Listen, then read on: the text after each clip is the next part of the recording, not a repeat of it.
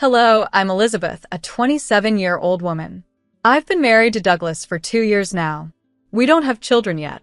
Our life took a major turn when Douglas's father, Keith, passed away unexpectedly. His sudden death from a heart attack came as a complete shock to everyone. At the time, Douglas and I were living in another state, far from his family. During the funeral, Douglas's uncle subtly hinted that, as Keith's youngest and only son, Douglas was expected to return home. The family needed him, especially his mother, Ashley, who would need support after losing her husband. A few months later, Douglas told me he had arranged to transfer to an office near his family home. He made this decision without discussing it with me, which upset me deeply. I felt such a big change in our lives should have been a mutual decision. When I expressed my frustration, Douglas apologized and admitted he had expected me to oppose the idea. He explained that he wanted to help his mother and thought moving closer would be best. He also mentioned my strained relationship with Ashley, his mother, and said he didn't want that to influence his decision. My relationship with Ashley has always been tense. When we lived far away, we only visited during extended holidays because of our busy schedules. Ashley often complained about how rarely we visited, comparing us to Douglas's sisters, Stephanie and Catherine, who live nearby and visit often. Douglas always defended us, explaining that our distance and work commitments made frequent visits difficult. Ashley's main issue with me, however, has always been about us not having children yet. During a summer visit, she openly questioned why we hadn't started a family, focusing on whether I could even have children. It was a deeply embarrassing moment for me. Despite all this, I decided to move with Douglas. I figured we wouldn't be staying at his mother's house constantly, so I could manage. Surprisingly, Ashley seemed genuinely happy about my decision. A few weeks after we moved, she even invited me over for tea. This was the first time she had made such an effort, and I reluctantly agreed to go. When I arrived at Ashley's house, both Ashley and Stephanie were there to greet me. Stephanie's tone was sarcastic as she said, "Elizabeth, it's been so long. Why haven't you visited since you moved here?" I already regretted coming. Then Ashley, almost cheerfully, said, "I was so happy when you decided to move closer. But it seems I was wrong. You don't like me, do you?" Her words caught me off guard. It was clear this move wasn't going to be as simple as I had hoped. The tension I felt before had only intensified, and I realized this new chapter in our lives might come with challenges I hadn't fully prepared for. I wanted to confirm Ashley's suspicion just to see her reaction, but I decided against it. Instead, I said, "I don't dislike you. It's just that I've been feeling unwell from adjusting to the new environment." That was partly true. I had been resting at home a lot because I felt tired, and Douglas hadn't even told me about this visit. Why was I here? To sit through their judgmental remarks? Ashley wasted no time accusing me of not liking her. But wasn't it the other way around? How were we supposed to get along when the atmosphere was always like this? Before I could even process her words, Stephanie jumped in sharply, saying, "How can you talk to your mother-in-law like that?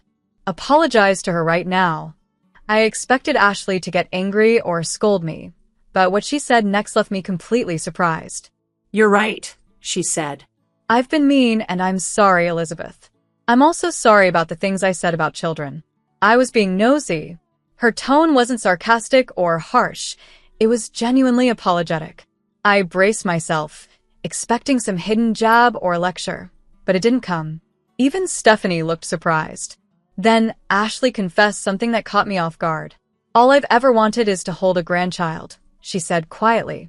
She explained that Stephanie's husband was infertile, and Catherine seemed to be having trouble conceiving as well. Because of this, Ashley had pinned all her hopes on Douglas and me. I had known about Stephanie and Catherine's struggles, and hearing this softened my frustration a little.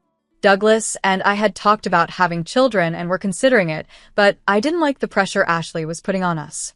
I decided to speak up. "Please, just give us some time," I said, lowering my head slightly. "We're thinking about it, but it's not something that can be rushed." "I'm sorry if I've upset you." Ashley nodded, and the tension seemed to fade. "Do visit us sometimes," I added softly, trying to bridge the gap between us. After that, Ashley and Stephanie turned their attention back to the TV. Ashley casually remarked, "I like this announcer. She's so energetic and bright." As I watched them chatting and sipping their tea, I felt a small pang of regret. Maybe if I had been more outgoing or approachable, things might have been different between us. It was a fleeting thought, but I couldn't ignore it. For the first time, I felt like there was a chance things could improve. Later that evening, my optimism was crushed. Douglas came home visibly upset. "I heard from Mom that you told her you have no intention of getting along with her." She was crying, "Elizabeth." "What did you say?" he demanded. I was stunned. Earlier, he'd left with a smile, but now he seemed to think I'd caused a disaster. "Douglas, there's been a misunderstanding," I tried to explain. "I only said it's hard to build a friendship given how things are now. How does that mean I don't want to get along?" But Douglas didn't seem convinced. The fragile progress I thought we'd made with Ashley felt like it was unraveling already. I was scared. Douglas now seemed to fully believe Ashley's twisted version of events. The smile he had earlier felt like a lie, and I didn't know how to handle this situation. I tried to explain myself again, but he wasn't convinced. Then, my phone buzzed with a message from Stephanie. It read, "After all the effort of moving here, weren't you prepared to make it work? If you're here with us, you need to be more patient."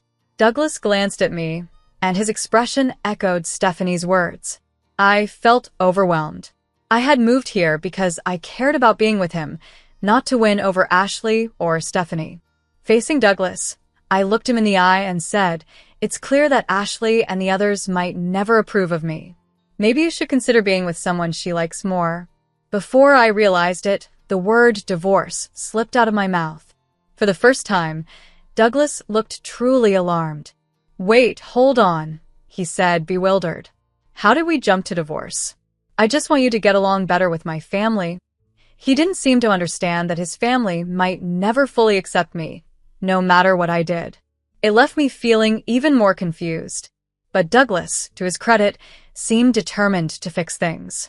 The next day, he came home late from work and shared what had happened. He told me he had spoken to Ashley, and she admitted there had been a misunderstanding. She even apologized. "What a fuss," he said casually, as if it was all over now. Then, Douglas mentioned that Ashley's birthday was coming up.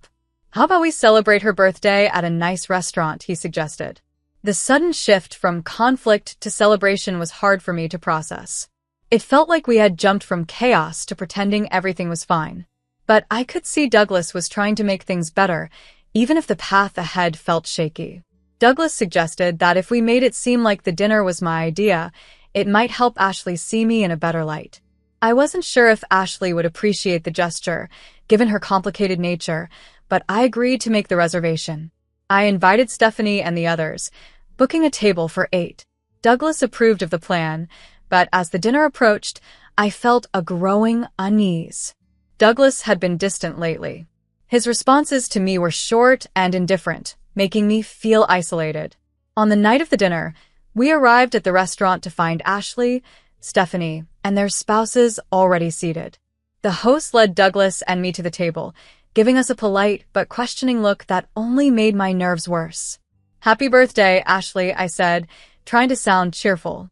But deep down, I wondered if this dinner was really going to improve anything, or if it was just another way for me to feel out of place.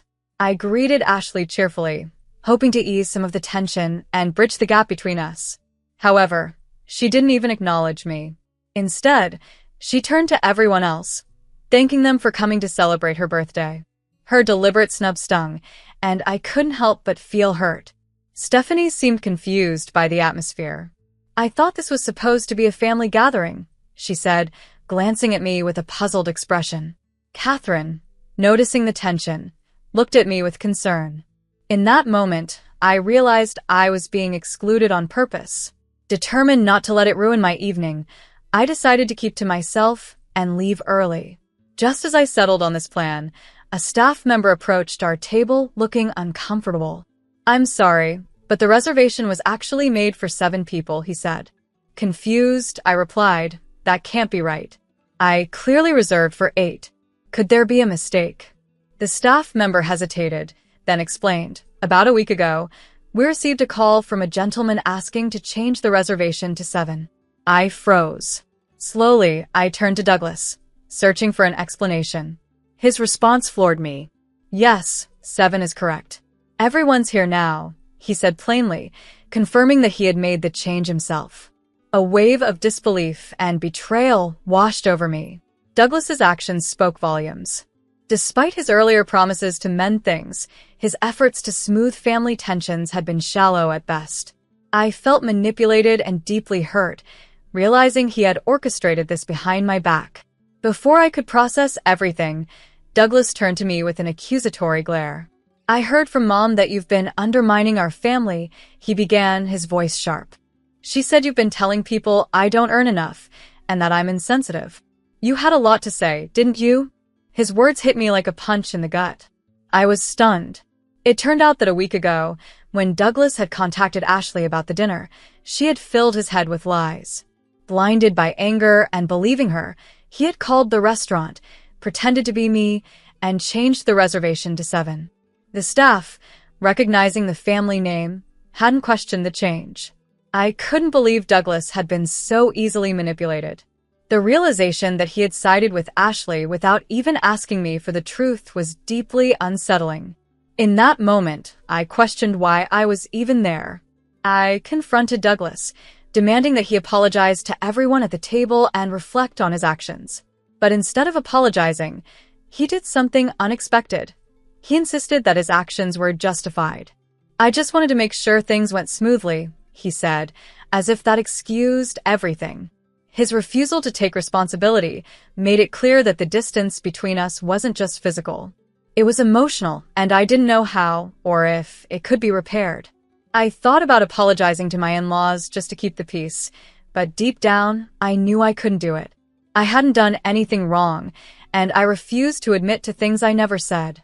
Besides, what was the point of a marriage where my husband believed his mother over me?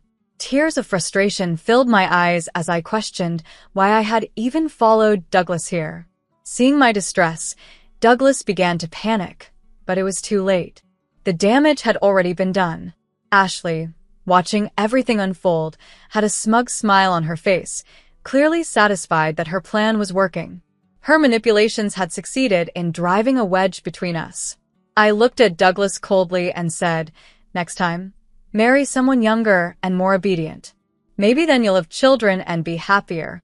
Ashley's response was swift and cutting. "Elizabeth, why don't you just go back to your parents' house?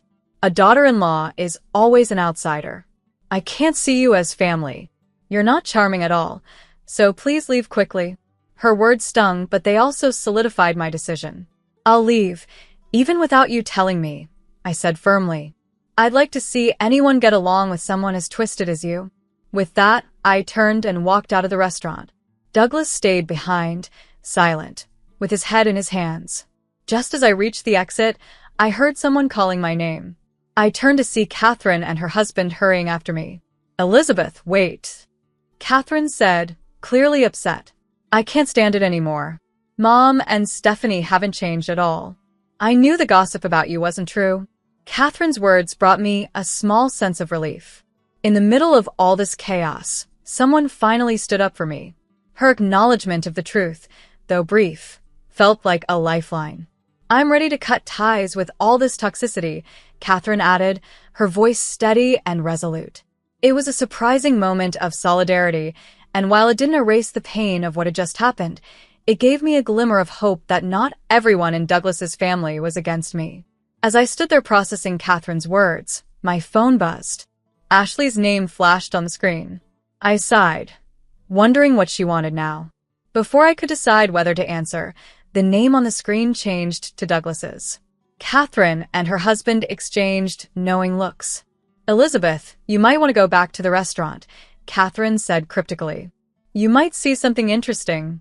Her eyes hinted at a twist I hadn't expected. They left looking oddly satisfied, but I hesitated. Curiosity battled with my need to stay far away from the drama. In the end, curiosity won. When I finally answered Douglas's call, his voice sounded frantic and filled with regret. "Elizabeth, I'm sorry," he said, his tone desperate. "I didn't realize it was all a lie," Douglas blurted out on the phone. "I'll send the divorce papers later," He added hastily, but then his tone changed. Wait, can you come back, please? It's a lifetime request. His almost childish plea made me want to laugh, but Catherine's cryptic hint earlier lingered in my mind. Curiosity got the better of me, and I decided to return to the restaurant. When I arrived, the scene before me was nothing like I had expected. A crowd had gathered around Douglas's table, and at the center of it all was a local TV announcer, Ashley's favorite, speaking into a microphone. The atmosphere was thick with tension. Ashley looked flustered, stumbling over her words as she tried to explain herself. No, that's not it. It's a misunderstanding, she stammered. Douglas and Stephanie sat awkwardly, their discomfort written all over their faces. They clearly hadn't anticipated this sudden turn of events. The announcer, holding the microphone with authority, pressed Ashley for answers. You loudly declared in the restaurant that Elizabeth is an outsider and should leave. What did you mean by that? Please explain in detail. Ashley's face turned pale, and her usual confidence seemed to evaporate. The tables had turned, and now she was the one under scrutiny. Meanwhile, Catherine's husband and a few others who had been offended earlier had quietly left, wanting no part in the escalating drama. I stood frozen, watching this surreal scene unfold. It took me a moment to piece together what was happening. It seemed that our family conflict had turned into a public spectacle, possibly even being broadcast live. My earlier frustration gave way to a mix of vindication and disbelief. As I tried to make sense of it all, a staff member approached me, noticing my confusion. It's been quite a day, hasn't it? They remarked with a wry smile. They explained that the restaurant had scheduled a live TV recording that day, which explained the announcer's presence. The camera crew and microphones had captured everything, turning our family dinner into an unexpected media event. The realization that our drama had been broadcast for all to see was both shocking and oddly satisfying. Ashley's harsh words, which she had so confidently uttered earlier, were now laid bare for everyone to judge. Just as I stepped aside to gather my thoughts, I noticed the announcer approach Ashley with a smile. Would you mind giving an interview? She asked brightly. Ashley, an avid fan of the announcer, looked thrilled. An interview?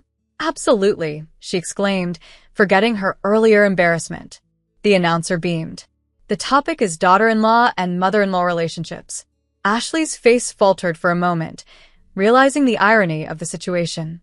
I couldn't help but smirk as I watched her wrestle with her own words. The evening had taken a bizarre turn, but in some strange way, justice had been served. We heard there was a heated argument earlier, and the daughter-in-law left in tears. Can you tell us what happened? The announcer asked, turning the spotlight directly on Ashley. Ashley and Stephanie froze, their faces pale. They were clearly caught off guard and didn't know how to respond. The truth was too embarrassing to admit. They had deliberately manipulated the situation to alienate me. From across the room, Douglas saw me and rushed over, his face full of desperation. Elizabeth, please, he begged. I can't let this shame be known. It was all a misunderstanding. His voice cracked, and he looked completely defeated. But by then, I had no sympathy left for him. Whatever feelings I once had for Douglas had evaporated. Ashley, trying to save face, forced a strange smile and attempted to smooth things over. Oh, we usually call each other Elizabeth. Elizabeth, come here, she called out, waving me over. I walked up slowly, knowing I had nothing left to lose. The announcer directed the microphone toward me. You say you call each other Elizabeth. But how does the daughter-in-law view her mother-in-law? I smiled faintly, my voice calm. I've never been called Elizabeth by her, I said, looking Ashley in the eye. What I've been called, though, is unpatriotic, because I haven't had children yet.